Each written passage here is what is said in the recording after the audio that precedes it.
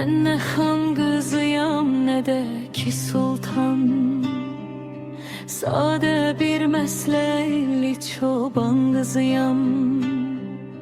Güruru vügar dağlardan uca, pak temiz yüreğli çoban kızıyam.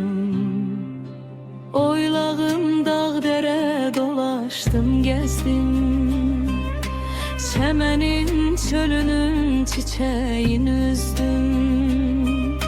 Mayam sert taşlardı, her zulme dözdüm. O dalov beleyli çoban kızıyam. Şerefli ad oldu varım dövletim, dünyalar bezedi könül servetim. Bir nimdaş çuhada namus gayretim, gezdiği bezeyli çoban kızıyam. Ezmim deyanetim o dağlar oldu, sedaket etibar düz ilgar oldu. Unudum azanım şen çağlar oldu, hoş arzu dileyli çoban kızıyam.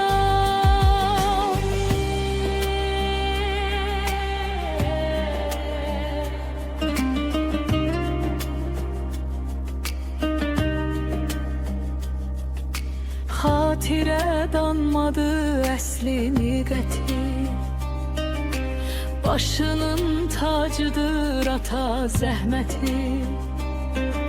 Süfresinin leziz tadı neyməti, halal duz çöreyli çoban kızıyam. Halal duz çöreyli